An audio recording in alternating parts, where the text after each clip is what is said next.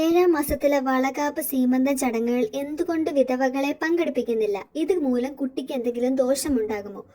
പോകാം വീഡിയോയിലേക്ക്. നമസ്കാരം. എല്ലാം സാധ്യമാണെന്ന യൂട്യൂബ് ചാനലിന്റെ പുതിയൊരു വീഡിയോയിലേക്ക് എല്ലാവർക്കും സ്വാഗതം. ഇന്നിവിടെ ചർച്ച ചെയ്യാൻ ആഗ്രഹിക്കുന്ന വിഷയം ഏഴാം മാസത്തിലെ ചടങ്ങുകളിൽ നിന്ന് വിധവകളെ എന്തുകൊണ്ട് ഒഴിവാക്കുന്നു, അതിനെ ആധുനിക സമൂഹം എങ്ങനെ നോക്കിക്കാണുന്നു എന്നതാണ് ഈ വീഡിയോയിൽ ഉൾപ്പെടുത്തിയിരിക്കുന്നത്. വിധവകളെ ഉൾപ്പെടുത്താത്തതിന്റെ പിന്നിൽ പ്രധാനമായും പരമ്പരാഗത അന്ധവിശ്വാസികളും സാംസ്കാരിക ചിന്താഗതികളുമാണ് കാരണം. ഇന്ത്യൻ സംസ്കാരത്തിന്റെ ചില ഭാഗങ്ങളിൽ ഒരു വിധവയെ അശുഭകരമായ വ്യക്തിയായിട്ടാണ് കണക്കാക്കുന്നത്. ഭർത്താവിന്റെ മരണം അവരിലൂടെ മറ്റുള്ളവരിലേക്ക് ദോഷഫലങ്ങൾ നൽകിയേക്കാം എന്നൊരു തെറ്റിദ്ധാരണയും നിലനിൽക്കുന്നു. ഗർഭിണിക്കും പിറക്കാനിരിക്കുന്ന കുഞ്ഞിനും വേണ്ടി നടത്തുന്ന ഈ ചടങ്ങ് പൂർണ്ണമായ ഐശ്വര്യത്തിന്റെ സന്തോഷത്തിന്റെ ആഘോഷമാണ്. ഈ ചടങ്ങിൽ ഒരു വിധവ പങ്കെടുത്താൽ അവരുടെ സാന്നിധ്യം കുഞ്ഞിന്റെയോ അമ്മയുടെയോ ഭാവിയെ ദോഷകരമായി ബാധിച്ചേക്കാം എന്നൊരു ഭയം നിലനിൽക്കുന്നു. ഈ ചടങ്ങിൽ പങ്കെടുക്കുകയും ചടങ്ങുകൾ നടത്താൻ നേതൃത്വം നൽകുകയും ചെയ്യുന്നത് ഭർത്താവ് ജീവിച്ചിരിക്കുന്ന സ്ത്രീകളാണ്.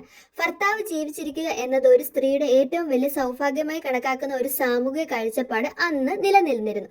ഇപ്പോഴും അത് തുടർന്നു പോകുന്നു. ഏഴാം മാസ ചടങ്ങ് നടത്തുന്നത് അമ്മയുടെയും കുഞ്ഞിന്റെ ആരോഗ്യത്തിനും സന്തോഷമായ ജീവിതത്തിനും ദാമ്പത്യ ജീവിതം മുന്നോട്ട് നല്ല രീതിയിൽ കൊണ്ടുപോകാൻ വേണ്ടിയാണ്. ആ അനുഗ്രഹങ്ങൾ നൽകാൻ തന്റെ ദാമ്പത്യം പൂർണ്ണമായി അനുഭവിക്കുന്ന ഒരു സുമംഗലി സ്ത്രീകളാണ് യോഗ്യരെന്ന് വിശ്വസിക്കപ്പെടുന്നു.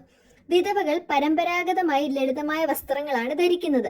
അവർ ആഭരണങ്ങളോ പ്രത്യേകിച്ച് വളകളോ ഒന്നും ധരിക്കാതെയായിരിക്കും നടക്കുന്നത്. സന്തോഷത്തിന്റെയും വർണ്ണത്തിന്റെയും ആഘോഷമായ ഏഴാം മാസ ചടങ്ങിൽ വിധവകളുടെ ഈ ദുഃഖാചരണ വേഷം മൊത്തത്തിലുള്ള സന്തോഷത്തിലെ അന്തരീക്ഷത്തിന് വിപരീതമെന്ന ഒരു ചിന്തയും ഇതിന് പിന്നിലുണ്ട്. അതുമാത്രമല്ല, ഈ ആചാരം തികച്ചും പഴഞ്ചനും മനുഷ്യരഹിതവുമാണെന്നാണ് യുവതലമുറ പറയുന്നത്. വിധവകളെ മാറ്റി നിർത്തുന്നു, അവരുടെ ദുഃഖം വർദ്ധിപ്പിക്കുകയും സമൂഹത്തിൽ ഒറ്റപ്പെടുത്തുകയും ചെയ്യുക തന്നെ ചെയ്യും. വിദ്യാഭ്യാസവും സാമൂഹിക അവബോധവുമുള്ള ഇന്നത്തെ പല കുടുംബങ്ങളും ഈ അന്ധവിശ്വാസങ്ങൾ ഒഴിവാക്കി വിധവകളായ അമ്മമാരെയും സഹോദരിമാരെയും മറ്റു ബന്ധുക്കളെയും സന്തോഷത്തോടെ ഈ ചടങ്ങുകളിൽ ഉൾപ്പെടുത്താറുണ്ട്. കേരളത്തിൽ പലപ്പോഴും ഈ കർശന വേർതിരിവുകൾ മറ്റ് സംസ്ഥാനത്തെ അപേക്ഷിച്ച് വളരെ കുറവാണ് എന്നുള്ളൊരു കാര്യം നമുക്ക് വളരെ ആശ്വാസം നൽകുന്ന ഒരു കാര്യമാണ്. ഇത്തരത്തിലുള്ള സംഭവങ്ങൾ നിങ്ങളുടെ നാട്ടിൻപുറത്ത് നിങ്ങൾ കണ്ടിട്ടുണ്ടെങ്കിൽ കമന്റ് ബോക്സിൽ കമന്റ് ചെയ്യാവുന്നതാണ്. ഇതിനെക്കുറിച്ചുള്ള നിങ്ങളുടെ അഭിപ്രായവും രേഖപ്പെടുത്താവുന്നതാണ്. വീഡിയോ ഇഷ്ടമായെങ്കിൽ ലൈക്ക് ചെയ്യാനും ഷെയർ ചെയ്യാനും സബ്സ്ക്രൈബ് ചെയ്യാനും മറക്കരുത്.